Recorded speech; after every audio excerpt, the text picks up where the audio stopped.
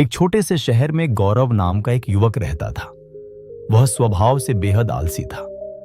जरूरी कामों को टालना उसकी आदत बन चुकी थी, जिसका असर उसकी पढ़ाई पर भी साफ दिखता था।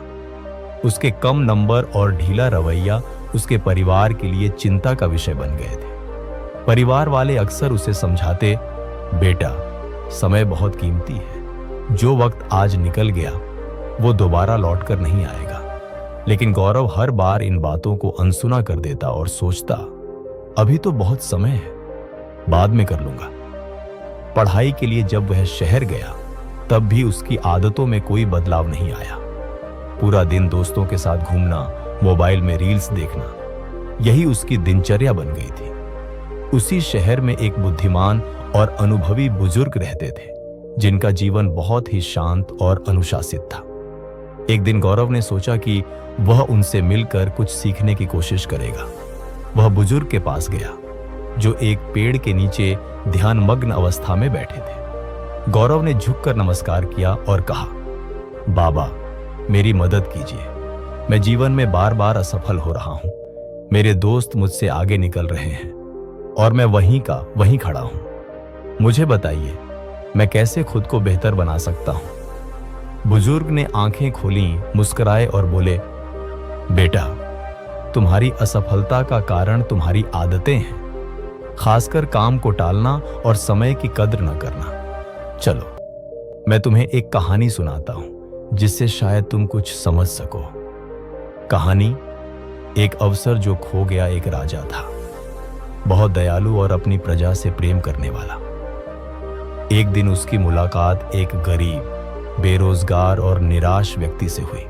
राजा ने पूछा, तुम्हारी हालत ऐसी क्यों है? उस व्यक्ति ने जवाब दिया, सब मुझे नाकाम मानते हैं। जहां भी नौकरी मांगने जाता हूं, सब मना कर देते हैं। किस्मत ही खराब है। राजा को उस पर दया आई। उन्होंने कहा, सूर्यास्त से पहले मेरे राजमहल आ जाना। जितना सोना चांदी ले जा सको, वह सब तुम्हारा होगा। व्यक्ति बहुत खुश हुआ और तुरंत घर जाकर पत्नी को यह बात बताई।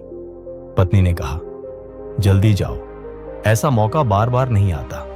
लेकिन व्यक्ति बोला, पहले खाना खा लूं, भूख लगी है, फिर जाऊंगा। खाने के बाद उसे नींद आने लगी।